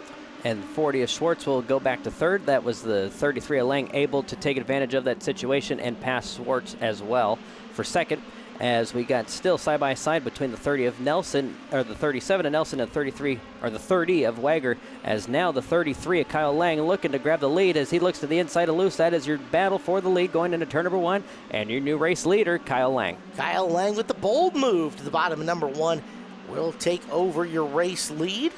Luce shuffles to second. Now Schwartz in third. They're all single file down around the bottom as Schwartz looking underneath Luce, trying to get a half groove lower than Lang. And Lang trying to drive that sparkling looking 33 out and away from the field. Sparkle Wash Puget Sound, your source for residential commercial power washing services for over 55 years. Their technicians can handle it all. No project too big or too small. Log on to sparklewash.com and schedule a complimentary quote. Sparkle Wash Puget Sound. Jaden Luce is getting loose going into turn number 1. No. Yeah, he's getting loose. Watch him the next couple laps. It's starting at the start-finish line, starting to get a little twitchy. And we'll see. I'm sure he won't do it now since I just brought it up. But commentators curse. You've spoken it into existence. We'll see it happen, right? Yeah, I tend to do that a lot. So. If we had been keeping track of whammies on the year, Chad would be doing awfully well. For fifth, on the left-hand side of your screen, that was Wager and Nelson still having a good race back there. And that race for third between Schwartz and Bliven, it's been a really good Travis Bliven run out here. Bliven trying to sneak to the bottom on Schwartz, but Schwartz has defended that line awfully well. Yeah, very phenomenal runs between these, pretty much the whole field. This has been a very, very good race, very, very tight racing battles. Even though we're single file, you could still have really good close battles like this. And oddly enough, in a race that we're not seeing Sessler, Sinner, no Zaretsky out there, it's a chance for some of the other drivers to shine and get some TV time, and we're seeing that within our top 5 here. Yeah, it's definitely nice to see people that generally you don't see running up front at this point. Program today brought to you by Gene Johnson Plumbing, Heating, Cooling, and Electrical. As Bliven taking another run at the bottom of Schwartz. Samantha, cool as a cucumber, just drives away and in fact opens up a little gap on Bliven. That was a really good corner. She actually took it a little bit wider going in and turned it really hard in the middle of the corner and was able to square it off and was able to get a really good run there. And I think she's starting to figure it out because she's doing it again. And look at that run compared to Bliven's coming out at 2. So driver terminology, opening her entry up coming into the turn. Exactly, opening the entry so you can get a good straightaway down the back stretch. Right, looking to make a longer straightaway, keep your RPMs up a little bit more, and that's your speed, and especially here in a division where a lot of these drivers have very similar power depending on what year model their engine is. And unfortunately, though, when you do that, you do give up a little bit more speed going in, so it kind of you get a little bit vulnerable because you can open it up so that the other car behind you can get underneath you. And as long as you get a good run coming out of the corner, you'll make it up. Now, Blevin has made the adjustment. Watch how close he's now getting at corner entry. It's kind of a punch-counterpunch situation there. Blevin, who's got plenty of laps here at Evergreen Speedway, has figured out how to make the adjustment on what Schwartz is doing at corner entry to be right there. And now Braden Wager going to stick a nose in for just a second and try to move up. This has been a really interesting chess match between these three drivers as we're coming into 10 to go. Yeah, when you're the 99 of Blevins, it's a very stressful situation. You're definitely trying to go forward, but now you're also in defense mode too. And at this point, the 30 of Wager is definitely going to have a preferred line right there and contact. Oh. And he will go around. Oh, that is very bad. That is a end to what had been a highly entertaining battle. I feel bad for Blevin coming into the corner. We caught it all on tape. Let's get a look. Here's from Kaylee Decker's point of view, who also went spinning. I think at the that same was time. just a coincidence right there. Okay, well, synchronized spinning it is. Here's from Mason Nelson's look. Yep, and unfortunately, just not enough room to get by, and that's the unfortunate result right there. We'll get a good. See what happens here. Even tagged him a little bit right at the start of that corner. Yeah. So, all right, we'll take a break. One more look at it going into turn number 1. We'll finish off the Legend Main coming up next here on Home Track Heroes on Seattle 11. It has been a dynamite A feature for the INX Legends here at Evergreen Speedway. We're fresh off a caution flag that's going to bench the field up. Home Track Heroes here on Seattle 11. I'm Caleb Hart. He's Chad Fitzpatrick. Our program brought to you by Gene Johnson Plumbing, Heating, Cooling, and Electrical. Kyle Lang has led for about the last 10 laps or so. But Jaden Luce and Samantha Schwartz have been right there. That top 5 has just been a fun battle all around. And we are underway once again. Not a good start for the 19 of Luce on the outside. Able to open up the 40 of Samantha Schwartz will grab second. Here comes the 37 of Nelson. Side by side, 2 by 2 as they all fly into turn number 3. As it will be Kyle Lang, the 40 of Schwartz, and at the line, I will say that is Mason Nelson. You know, one of the things I appreciate about Mason Nelson, he is consistent. He may not always be up front at the start of it, but he ends up climbing his way up there before the end of it, and at least will make an appearance. So Mason is doing his thing, and right now has a beeline on a spot for third, but a nice job in the outside groove by Luce, hanging on at least for the time being. Yeah, very impressive driving by the 19 of Jaden Luce, able to make that outside groove work for him. Has actually right now the preferred line as they go into turn number 3. He throws it in there deep as he's able to keep the 37 of Nelson down. Maybe a little bit of contact there. Davis Jacobson making a really good run as well, going from the back to the front in a good battle for the lead. Here comes the 2 quarter midget kids fighting for the lead. Samantha Schwartz and the 33 of Lang. And Lang gave her some space coming off the corner, but Schwartz could not quite get her foot all the way into the door. So Schwartz might have to take a second stab at things. Meanwhile, behind him, Jacobson, Luce, and Nelson all over the place for the 3 spot. Throw a blanket on those drivers for third. And they were thinking about 3 wide momentarily. Davis Jacobson looked, and I'm kind of glad he didn't go through with it. That would have been bad. Well, so you never know sometimes till you stick your nose in and, I don't know, kind of like the cat, you just kind of swat it away, right? Yeah. So into the corner, Lang continuing to hold the spot on Schwartz, but Nelson and Luce closing on Schwartz here, reeling her in. Just toss that fishing hook up, bring her in, bring her in, Well, bring her in. they're And closing Jaden on all Luce, 4. Yeah, it's Luce around the outside who's really picking this up here. Schwartz, the big bid down low, Luce around the outside, and it's like a 2-for-1 deal, but the only one is losing here is Lang. Something must be going on with the 33 of Lang. Very impressive as Lang will go around. A little bit of contact. The 40 of Schwartz goes around. Oh, and a hard hit between Ricky McNeil as well. That's very unfortunate for all 3 drivers. Gutted. Heartbroken. Yeah, gutted for Schwartz and Lang. You saw him. Something was fading a little bit. That little tap coming into the corner sends both of them spinning, and then the shot from McNeil at the very end from Nelson's point of view. A little bit of contact, and then unfortunately that was a chain reaction, and unfortunately those 3 were on the bad end of the deal.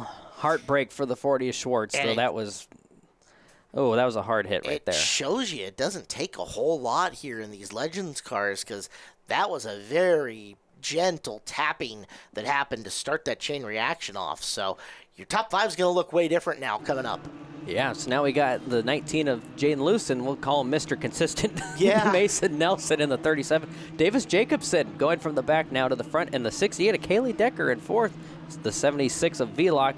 That is your top 5. Somebody's going to get an all-time great run here. Oh, that didn't work out good, though. Oh, we're still not done. What in the name of kissing your sister is going on here? So we will go green for the time being. I don't know if we'll Are we stay. going to stay that way? We might. We'll see what happens here, and we will go yellow. Okay. That's a good call. Like, if you looked up in the dictionary of bad starts, That's one of them. Yeah, you'd almost get just a textbook of that one right there. All right, second try as the Speedway Chevrolet-based car will come on off. Beautiful Chevy Camaro. Luce is looking for first Evergreen Speedway win in the Legends, if I remember right. Nelson has? I don't know if he does, so we He might has- have 2. I know Davis Jacobson doesn't have one, neither does Kaylee Decker or Josh Vlock. Actually, the top 8 I don't think have wins, except for Braden. And we got trouble once again as, oh my. Wow, that was interesting. Harris in the 20, Thompson in the 10 amongst the drivers 86 of there. Joe Decker as well. Okay, so caution out. Apparently restarts are getting hard for us. Yeah, so we'll see what happens through Damian Harris's. I think he got a little bit of help there. It looks like we'll see another perspective. We'll see how this works So out. when we talk about the track getting dirty, as we're taking a look right here, and we'll watch from the perspective of how that dirty began to happen. Yeah. But one of the reasons that the track will get dirty is you go off into the grass like this, and you'll kick up marbles and rocks and dirt and such like that will come back onto the high groove as these drivers drive out of the grassy section. And that's some of the other stuff that you can pick up on your tires while running around at the top of the racetrack. This is one of the features, very unique features of Evergreen Speedway. Obviously, there's 3 different racetracks, and there's a whole bunch of grass that you can go on. Not a lot of racetracks have that option. Yeah, you have a concrete wall to hit. Not an outside retaining wall to keep the cars in at that point in time. So another restart up in the top 5, 4 to go. Luce, Nelson, Jacobson, Decker. I don't know that Jacobson, Decker, or Luce even have top 3s. I don't know either, so this is going to be very interesting. As here we go off turn number 4, 4 to go, and we are green. Down the front straightaway, Luce.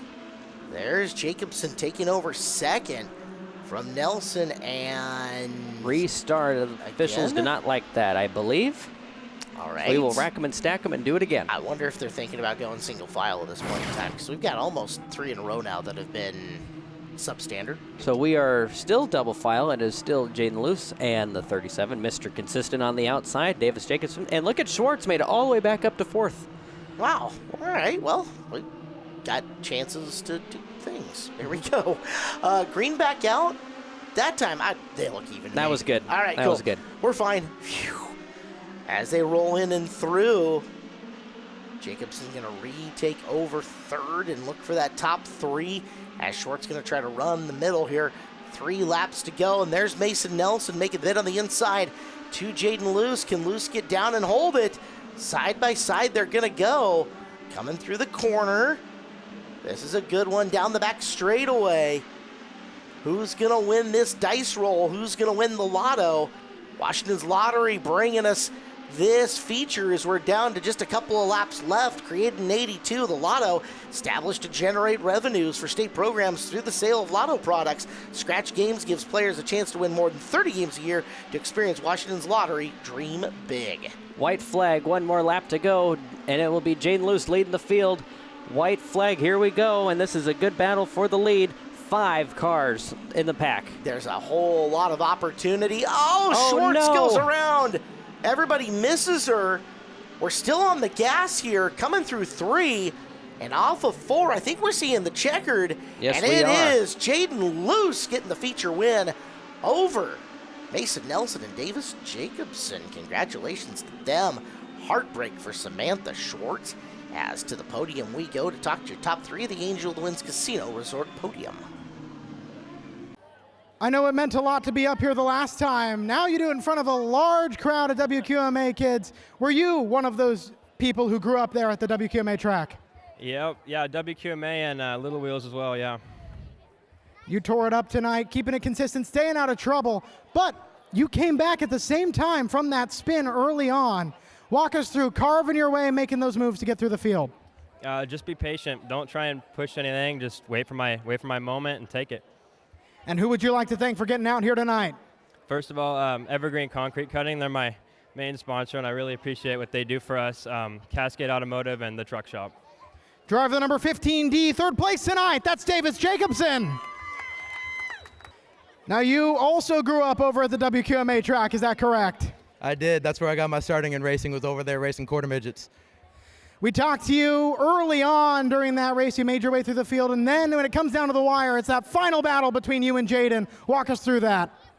I got to give props to Jaden. I mean, he's just got started racing Legends, but I got to say he's probably one of the hardest people I've ever raced this season so far. So I got to give him props for that.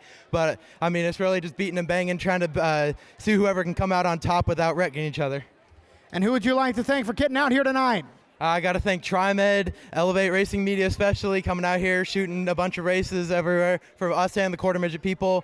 I got to thank Donavo Smiles and everyone else who's helped me out through it today, Joe's Racing Products, and my whole crew, my mom, dad, Amber, my Rick especially for giving us a very good setup. My girlfriend Emma, she really helped out this so far today, giving us an extra hand.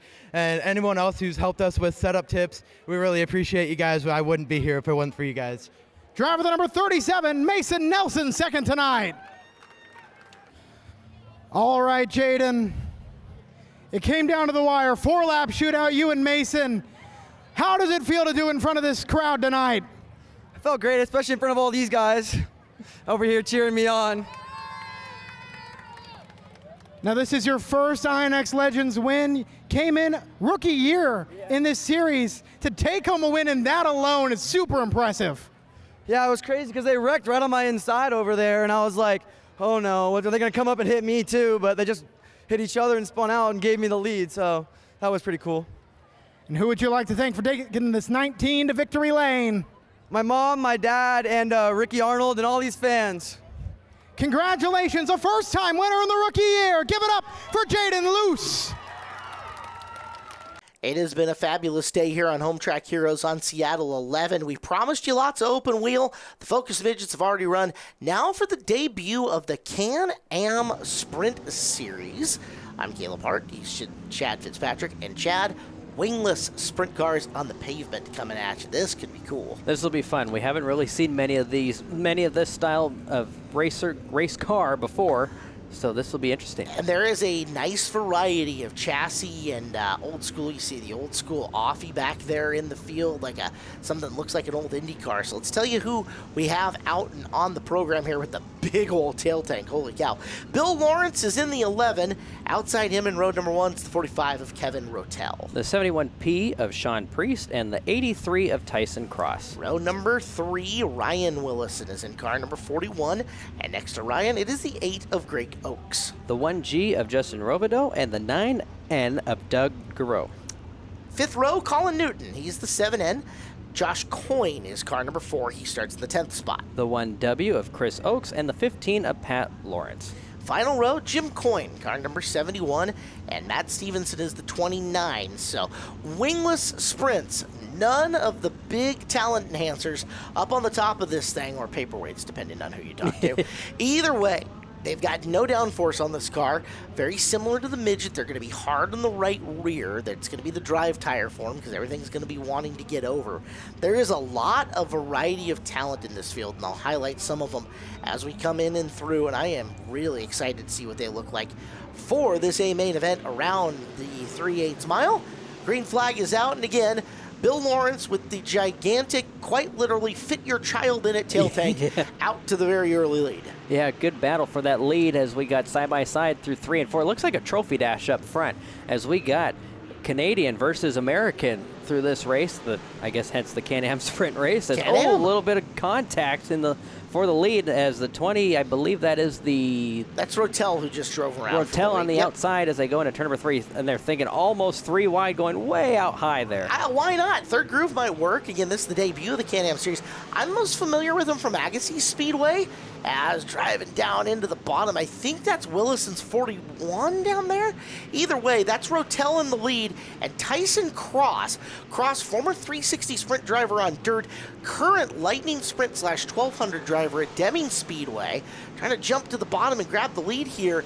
He's got a nice line to the bottom at 1 and 2, picks up on the throttle and drives away. Yeah, they were definitely putting on a show and a good side-by-side battle for that second spot, as we got all sorts of battles. They're fighting this is only 25 laps, so they do not have any time to waste here. This is definitely a sprint. Yes, indeed. And those drivers are going to absolutely floor it. So that is Willison in the 41 car, working into the middle and soaking up some of the distance on Cross. Obviously, Willison and pavement sprint. That indicates some talent coming through, and he is going to be right up. That was close. Yep, right up on the rear tail tank. And look at him trying to get back to the gas, but again, nothing forcing that car down. So all of that power, none of the downforce. It is like running with an egg underneath the throttle pedal. You got to ease on and ease off. Coming all the way mashing down on it, the car's going to kick sideways on you. You got to be very, very careful, and you want to conserve tires. Even though this is only a 25-lap race, tires are everything. You got a lot of rubber to keep this car down. As we got the 71P of Sean Priest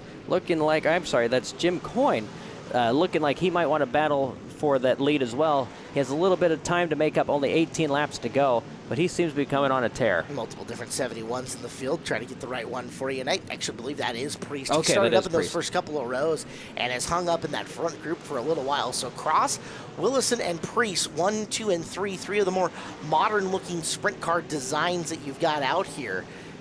Cross nearly hanging it up off of the top of the back straightaway. Sparkage coming out from the bottom of the Willison car as he's dialing up a move, and you saw him starting to rotate that car right about the flag stand to try to get it into the corner. Just couldn't make it all connect to keep the rubber side down. And I was noticing once he got that to rotate at the flag stand, he got such a good shot going into one, but he had to lose all that momentum so he didn't have to get into our leader, the 83 of Tyson Cross. It's a kind of, he's got to be careful here, because I'm noticing that he gets a really good run going into one, but you don't want to mess it up and get into the first place driver or anyone in front of you, for that matter. There's Priest trying to shoot the outside in turn number 3 with Willison up in front of him, and Willison is just a hair loose. Now, you can drive a loose sprint car, but you've got to be really, really good on the throttle. The throttle drives these cars so hard compared to other divisions that your setup and your steering input makes a lot more say in it. Again, nothing, no top wing, no nose wing to help plant this power other than proper application of the throttle pedal. And Willison, with a little bit of a loose race car, having to be ultra finite and trying to chase down Cross. And boy, Tyson Cross just looks smooth out there. He is, you've never seen that car come out from underneath itself. He's smooth sailing, but since they have no radios, no mirrors, he has no idea how far away they are. At this point, he probably knows he has a little bit of distance since he probably cannot hear them. But definitely the 41 of Ryan Willison and the 71 of Sean Priest, they definitely know that they are definitely near each other, and I believe he just made the pass. No, that's actually to a lap car, sorry. Yeah, so very similar, once again, to your wing sprints. Things can change in a big hurry. It doesn't take long to soak up some of this advantage. Let's go in cockpit now with Willison, and I want to show you, because again, we thought that he was battling the car, being a little bit loose. Watch how twitchy this thing is getting into the corner. That is not a smooth ride. You can almost feel the back end trying to step out on him every time he's getting to the throttle pedal. I'm getting stressed just watching him. I could only imagine what it's like driving that car right now. At least now at this point, he could probably not hear anyone behind him, so he knows he has a little bit of ground behind for third. So we don't have a great view of his hands, Chad, but watch how many times he's having to legitimately steer that car through the corner. There's multiple inputs of that car coming around to the left. So yeah, Willison is doing a fantastic job on something that's probably just enough off the mark that he's going to need a lot of help to get up to the front of this. Yeah, at this point, if anyone's going to catch Tyler Cross, it would be a yellow. And hopefully I just didn't do another curse at this point. However, look at Ryan Willison. You did say that he is turning a whole bunch. Normally every racer's you turn twice during a corner. He's turning probably 10 times a lap. There's a lot of steering input going on there. And I'll say this for Tyson Cross, who's out at the front. I've called a lot of Tyson Cross races. I have never given him the commentator's curse. I have never whammied him. Okay, good. Okay, so we have got a 2-decade-long streak going on here for Tyson. Perfect. Hopefully I didn't mess that up. So. No, I think you're going to be okay. You're going to come through on this one. He is commentator's curse immune, I believe it. So we watch Willis and, again, watch him trying to get his way in through traffic. This is a fun series that's come down from the reaches of Canada to come down and compete with us. I hope we get to see him again at some point in time as you watch Willison trying to carve his way through and catch up to Cross, coming up to the old school looking. I'm trying to pick up the number on that. That is the 7N of Colin Newton, it looks like. Okay. Yes, the old offie looking piece and stuff that you see at the Indianapolis Motor Speedway Museum when you go through and tour there. Yeah. Then again, this is part of the reason that car is legal to run with this division because, frankly, non-wing doesn't matter as much how new some of your technology is. It looks like something that we used to see here at Evergreen Speedway on the 5/8s in the 50s and 60s. So perfect for the year 70 here at Evergreen Speedway. You remember back the old WMRA Friday nights or WWRA Friday nights where they used to come out and have some open wheel classes. Wesco would show up with all kinds of weird stuff, San Jose sliders and you name it. Well, the Can-Am Sprint Series debut here at Evergreen Speedway. Congratulations, Tyson Cross. The win goes to him. Driver from British Columbia. Give second to Ryan Willison and give third to Sean Priest. Chance for these drivers to pop out of their car, chit-chat with our announced team down in the Angel of the Winds Casino Resort Podium. What are we doing? Ryan Willison, strong race for the 41 car. He managed to get up to third right as Tyson was kind of challenging for the lead there. And there was a few laps where you were driving in and a few car lengths deeper going into one, but unfortunately couldn't get the drive off. Yeah, we're trying everything we have with an older car, so I'm really happy with the results tonight. I know Tyson, once he got through traffic and he got a little bit more of a lead, was it kind of conserve second and try and bring the thing home in one piece from that point on for the last few laps? That's pretty much it. We were just kind of holding on to it and just seeing if anything had happened to Tyson in lap traffic, but he did a good job, and we are where we are. Who helps you get this 41 car from just up over across the border down here to race this weekend? Well, I want to thank biggest sponsor, Tri-X Group, Serious Performance Race Engines, Wilson Racing Chassis, Mom, Dad, and my brother is the biggest help. So. Ryan Willison, strong second place run tonight, the 41 car for the Can-Am non-wing sprint cars.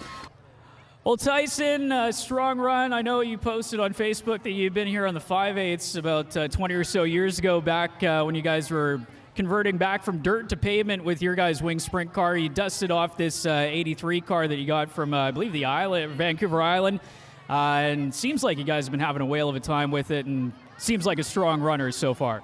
Yeah, this car, we picked it up from the island, trying to step up our program a little bit over the winter, and honestly, we've been in the top 3 every race, and it's nice. I have to say thank you to Aaron Willison because he really helped us set this car up, not to mention my crew, of course, who bust their asses every week on it, but Aaron got it around for us. Who else you got on board? I know Bayview Towing stepping up sponsorship-wise. Who else supports you? Yeah, we got Bayview Towing, we got Harding Forklift. Pete Harding, actually, some of you guys might have heard of him. He's my boss. They sponsor us as well. AMS Oil, and we got all tons of sponsors, and I always forget. I know one final thing, you've been running the 1200 for many years at Deming, and kind of focusing on the Can-Am program here for this year. What keeps you coming back to this particular class? Well, we've been trying to do both. I kind of got old this year. I turned 50 and kind of said, hey, let's just fill the bucket and race everything we possibly can. And it's been a little bit much, but we've been having a lot of fun with the 1200. We've been a top 3, top 4 car every night there, and a top 3, top 4 car every night here. It just goes to say how hard my guys work, and I can't stress that enough. One other thing I'd like to say is I think there's a few quarter midget people here. Is there any quarter midget people here? Yeah, I grew up racing quarter midgets too. I started racing in '82. Coach Joe over here, I was his driver trainer. And it's pretty cool to see all these kids over here from the Grants. Maybe we'll be racing against you guys someday. Yeah, great to see the progression. Congrats, Tyson Cross, your Can-Am sprint car main event winner tonight in the '83. proud Canadian with a proud Canadian there in victory lane. Congratulations, Tyson Cross and the team on the Can-Am Sprint Series win at Evergreen Speedway. It is time. War of the Wings, 15 grand, 15 cars, 50 laps. There's some serendipity there. Let's give you your lineup here on Home Track Heroes. Aaron Willison's got the pole out of Langley, BC. The Tri-X Group sponsored 14. And the 33J is Jeff Montgomery from Langford, BC, out of the Saratoga Speedway sponsored car. The 71 of James Miller out at Cable Hill, British Columbia, sponsored by High Five Cannabis, and the 57 Evan Margison out of Tacoma, sponsored by Westlake Properties. From Colville, the 65 is Levi Rose. CS Fabworks sponsors him. 44, Todd Coleman out of Linwood, sponsored by Fleet Service. The 8EH is Brad Oman out of Duncan, British Columbia, sponsored by Tom Turner and Island Race Masters. The 21 of Randy Price out of Cobble Hill, British Columbia, sponsored by Millstone Heating and Sheet Metal. Row number 5 is Eric Humphreys from Chowchilla, California. The 15 car sponsored by HSI and BR Racing Products. And the 32 of Kyle Alberding from Roseburg, Oregon, sponsored by Holton Drilling Tools. The 12 of Ron Larson out of Quesnel, British Columbia. He is sponsored by him and his wife. And the 19X of Kyle Seacourt out of Camano Island, sponsored by Bean and Brew on 532. Troy Globe, the 11 car, Abbotsford, British Columbia, sponsored by Brian's Auto Glass. Saw this guy get airborne in the heat race. It's the 4 of Greg Middendorf from Snohomish, the Middendorf Motorsports car. And Marty Rossler, the veteran in the 79, at the back of the field out of Burien, Washington. Our segment, our show, brought to you by Gene Johnson Plumbing, Heating, Cooling, and Electrical. The name you can trust since 1976 for quality service and peace of mind. Visit them today at GeneJohnsonServices.com. As they say, just like this huge field of cars, we're on it. And the sprint cars are about to be on it here, Aaron Willison. And the 33 of Jeff Montgomery. They're going to lead the field 50 laps off turn number 4, 15,000 at stake, and we are green. Stoked for this one, as I am every year that we get to call the War of the Wings. As down the back straightaway they go. Aaron Willison is going to set the pace on this one, and that is dangerous for the rest of the field. As good as Willison is, let's watch him and see how quick he wants to rabbit on this one. Now, War of the Wings, this race used to be the Rory Price Memorial. The family said, not going to be the memorial anymore. We want to rename it. We've honored Rory long enough, so we've crowned it War of the Wings. But in the iterations of this race, we have seen front runners fade. It has happened. Very fast, too. Yes, it happens just like that. The question is, how hard are they going to push it and when? This is for second with Jeff Montgomery and James Miller battling out for the spot. Miller looking to the inside for the spot.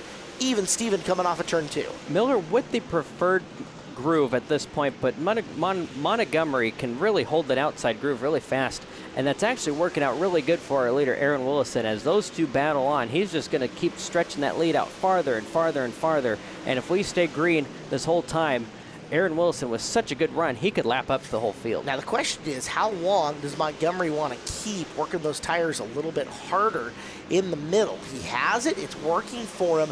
However, that is tougher on your rubber, and we're quickly 5 laps into this. They go really, really fast, right? Very fast, 13, 14 second laps as we got an issue in turn number 2. Oh, car is around in the corner. Todd Coleman, recent feature winner for us in the Granite Super Sprint Series, is hanging out in the bottom of the turn, the 48. And we'll go underneath the wing for Toddco to get a look at it. We have got to take a timeout. We're going to come back and find out who wins 15 grand. War of the Wings main event coming up here on Home Track Heroes on Seattle 11.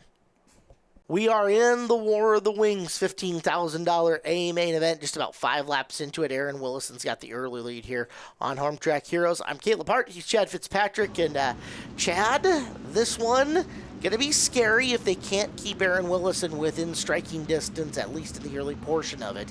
Because if he rabbits really early, he could be gone. Well, he could start lapping cars and putting so many cars behind him that it's impossible. So at this point, if Jeff has anything under his sleeve, he's got to use it now. As we're off turn number 4, we're off and running. We are clean and clear underway. Big thing with Jeff, too, is he was battling with Miller high-low that whole time. As there goes Margison. Margison looking to make the move around Miller for third. We saw Margison using the middle groove of the heat race earlier, but again, vastly different track conditions here for the War of the Wings feature, and Miller will turn him away, go back to work trying to hunt down the 33 of Montgomery. And we'll see if he can maybe get to the 33 of Montgomery. One thing of getting to him, you got to pass him as well, but out front, Aaron Willison, he is gone once again. We'll see if maybe he might conserve his tires or not. but a good battle all throughout the whole field right now. If you believe, and everybody's got the exact same rubber, so if you've got a brand new set on, then your tires are all about how much they're going to wear over the course of this. Well, if everybody's on the same rubber, how hard do I push it? Is my car truly abusing it, or is it getting through and being used the way that it is intended to? I guess that's the best question, right? If your car's set up right, you've got minimal screeching of the rubber, and it's doing everything it's supposed to. And believe it or not, even though this pavement is fairly new, you could still destroy your tires on this very, very small racetrack, as that was a good battle. I believe that's for the 5th place position between the 4th place position between Brad Uman and the 57 of Evan Margison. It is Margison in the 57, Brad Uman in the 8A, EHA, by the way. Oh, look at that. Canadian A. Canadian A, You're okay.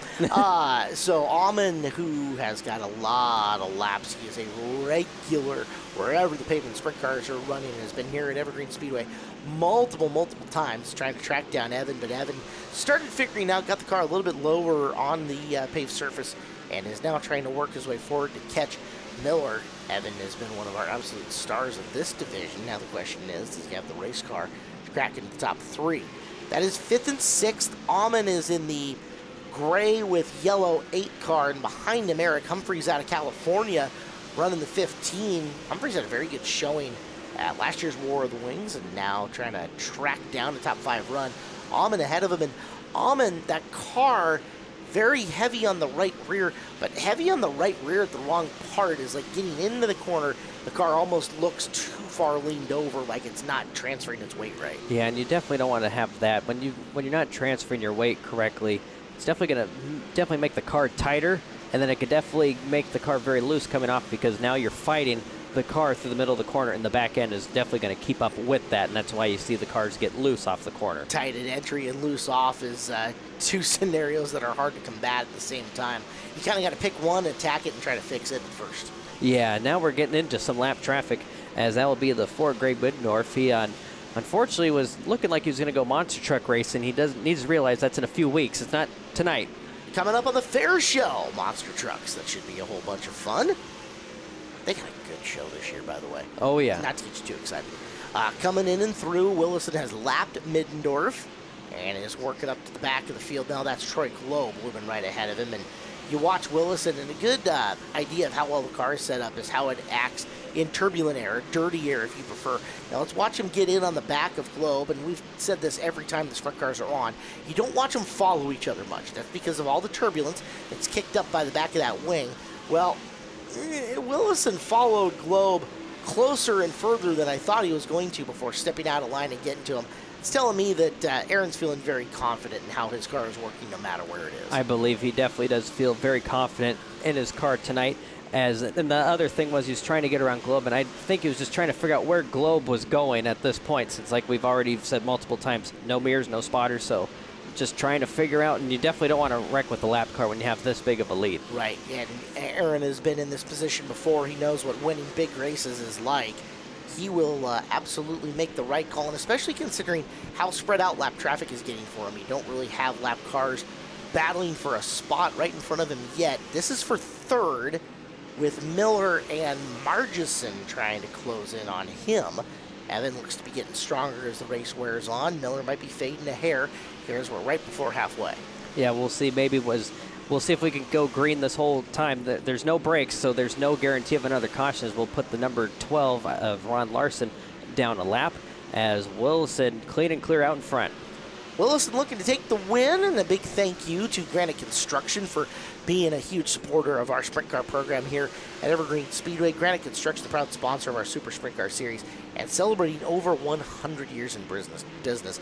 Granite Construction, an award-winning company, great place to work. Find your dream job today at graniteconstruction.com. So while the race is going on, the 57 of Margison is slowly catching the 71 of James Miller. We'll watch and see if maybe he has any tricks up his sleeve to get around James Miller, as he is actually now starting to rapidly catch him. Yeah, you saw Miller get into the corner a little too hot. He pushed at the center of the turn, and that gave Evan probably a car length or two extra through that corner and catching him. Here's the problem. Your race leader is, I don't know, straightaway, eyeball in the back. Maybe a straightaway in corners from eyeballing the back of your fourth place car. That is scary news for the rest of the crew trying to chase and run him down. We haven't seen Jeff Montgomery in forever.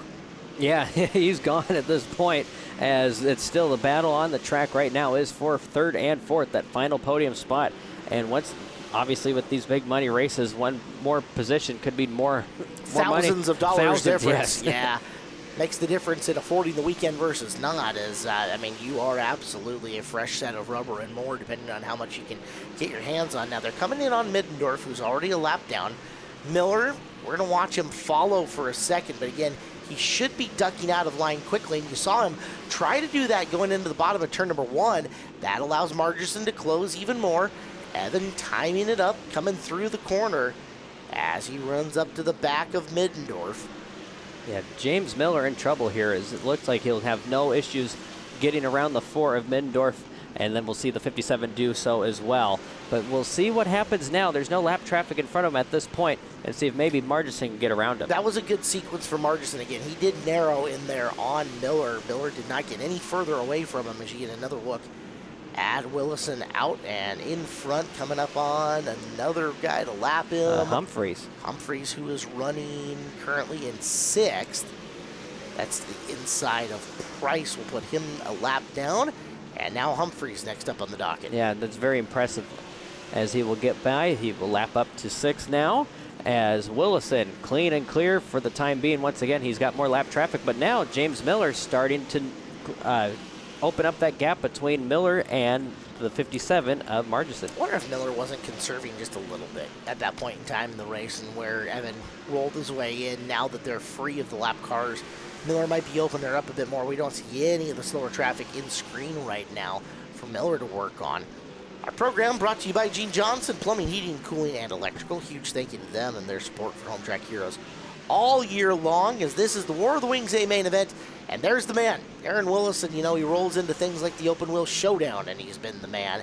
And tonight here at Evergreen Speedway, it has just been dominant since the drop of the green flag on lap number 1.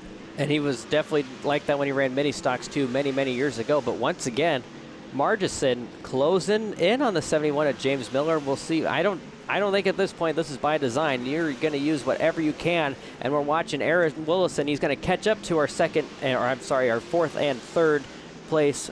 As we'll watch and see, he's going to for sure lap up to 3rd. Do you remember the end car of looking at Ryan Willison? Now, granted, it's winged versus wingless, but back in the Can-Am race, and how many times it looked like he had to turn that car to get around the corner. And now watch Aaron. Now, granted, we're not seeing right in the cockpit, and you've got that big downforce-inducing top wing on top.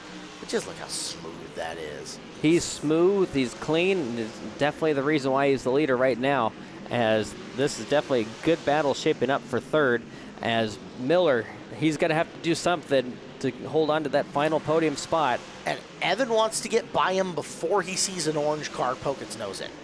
Yes, yeah, because once you see that, you're going to have to let him go by. Yeah, and Evan knows. Evan will absolutely know that at this point in the race that that's Aaron getting there and to not mess with the leader. Now, Evan races as hard as anybody, but he will not screw up a $15,000 run for somebody else. Yeah, most definitely. He's a sportsman-like competitor in that regard. He's got great respect for other people.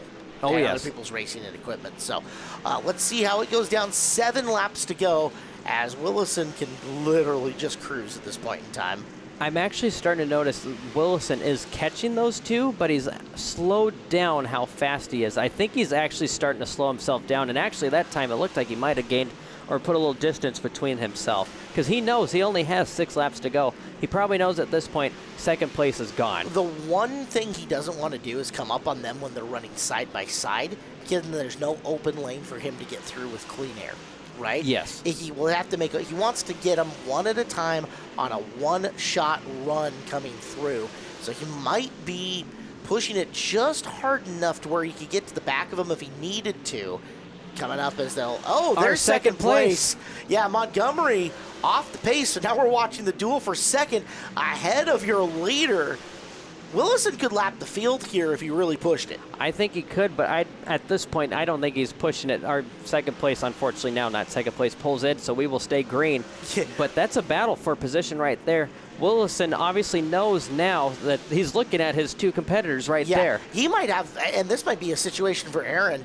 Okay, let's actually have respect in the back end of this and let these guys race for the difference in the money that's coming up here between those. Again, thousands of dollars of difference between your second and third place coming in this final lap. Yep, so white flag, one more lap to go. A very fast lap for the 14 Aaron Willison as he go into turn number 3. So Willison coming through the corner. He will win the War of the Wings in dominant fashion. $15,000 United States for the Canadian competitor. That's like $1 million as they roll into turn number 3. Good race from Miller and Margison, and Miller is going to hang on at the very end. So Miller gets second, Margison third, and let's talk to him on the podium. Evan Margison. Evan, you guys debuted a new car for this weekend with this 57 machine. Still a few bugs to sort out, but this weekend provided a pretty solid test and tune with 50 laps here for the War of the Wings. Yeah, I mean, coming into this weekend, I wasn't quite sure what to expect. Completely different car than what we've been running. Just, battled some engine stuff, a lot of the day yesterday and most of the day today. And finally got something figured out for the main there. And we were just a little too free. We didn't have a whole lot of time to work on the car just because of all the engine stuff. So, but yeah, I mean, to come out here with the third, it's pretty dang awesome in front of all these fans. So it's pretty cool. Pretty stacked competition going into the night. We were saying that maybe didn't have quite the amount of field that we had, but the depth was still there as previous War of the Wings field. And I know spent a lot of time on the dirt this year. What's been like jumping back in the pavement car here and knocking off a few laps, knocking off some of the pavement rust? Love coming back here. Like you said, the competition's is pretty dang stout. I mean, these are probably the best wing pavement sprint car drivers in the world right here. So, to be up here on the podium is pretty cool. Just want to thank everybody who helps us, Signature Texturing, Westlake Commercial Properties, Frankie's Pizza, Fleet Service, everybody who helps out on the car. I mean, it's a group effort. We spent a lot of money to get to this point, so thanks to everybody for helping out. Evan Margison, third place run to round out his War of the Wings for 2024.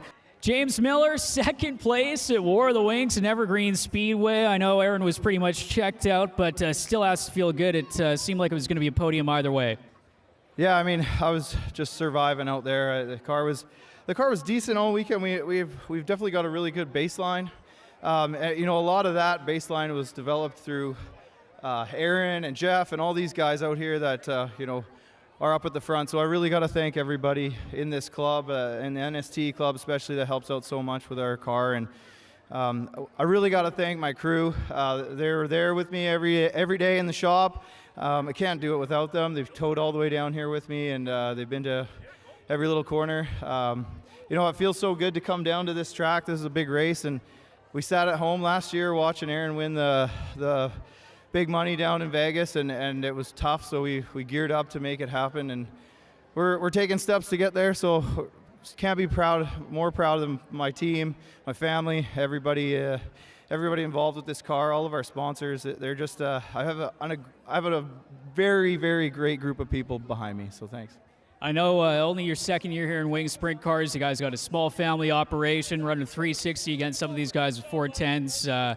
What do you guys, and especially jumping up here at Evergreen Speedway, what about this racetrack seems to suit your driving style? Because every time you've shown up here, the two times, it seemed like you've been quick. Yeah, I don't know. There's something about this little track that's kind of fun. I don't mind keeping it down. It's hard to drive for that long. Wasn't that fast. I saw Evan there come up behind me and get me. I just was doing, like I said, everything to survive and just keep that place. When I saw Jeff go down, that's heartbreaking, but I'll take whatever I can get at this point. James Miller's 71 team brings home a second place finish tonight with the War of the Wings. Well, Aaron, as soon as you got the pole there after that dash, I know you were saying that the car was feeling really good after that 10-lap dash, and you had a good feeling about this one. Clean air right off the bat, and almost a half a lap advantage over the rest of the field, almost a full lap advantage. This 14 car was hooked up from the moment this thing was unloaded off the trailer. Yeah, that's right, Cole. The Tri-X group, Rendell Brothers Racing 14, was really rolling tonight. We we made some positive adjustments while we were testing last night and learned a couple things about this car. So no matter how long you've been doing it at the same places with the same cars, there's always something to be learned. And that old girl was rolling tonight. So I just got to thank everybody involved, my great family, and all the great people we have around us at the track. I know we mentioned it was a random draw to set the position for that top 8 dash. How important was it to get that outside pole, and how excited were you to see that you're going to have at least a chance at clean air racing Jeff in there for turn 1 on the green? Yeah, that's for sure. Starting up front is big with these cars. They're aerodynamic cars, so getting out in clean air is really, really important. So at the very least, being towards the front of that and towards the front of the feature for the first half of it helps just keep the heat out of the tires, and you can get out there and log laps and kind of save your stuff and make sure you got it there all for all 50 laps. Who else helps you out on this car? I know Tri-X, Brian's here, a big supporter with the team, and a lot of other supporters you guys got. Yeah, Bricklock, Construction and Development, the Keg Steakhouse and Bar, Greater Victoria locations. Go see Jason Frost, get yourself a good steak when you're up in Victoria. Dale Taylor, Custom Metal Craft, and Philco Machine. Aaron Willison, your War of the Wings winner for 2024 on the 14. Nicely done, Aaron. Another War of the Wings in the books, Chad. Another good one. Congratulations, Aaron Wilson. Yep. Fun show today. That was really fun. So the next time you can come out, it's your specialty. You're going to be hopefully hopping in the car again. It is the Pro Late Models Twin 50s coming up. That'll be next week's show here on Home Track Heroes. So hope you guys will tune in for the Pro Late Models going for their Twin 50s. The next time you can come out live to Evergreen Speedway. Fair Week begins August 23rd. 3 straight nights of monster trucks. The 23rd, 24th, and 25th. Megasaurus on its way as well. Plus bus racing all 3 nights. We hope you'll join us. For Chad Fitzpatrick, my name is Caleb Hart. Big thank you to Griff and Derek and all the camera people on the crew. And we will see you next Sunday night, 5 o'clock here on Home Track Heroes on Seattle 11. Good night, everybody. Thanks for watching Evergreen Speedway's Home Track Heroes on Seattle 11. Join us next week for more great racing from Evergreen Speedway.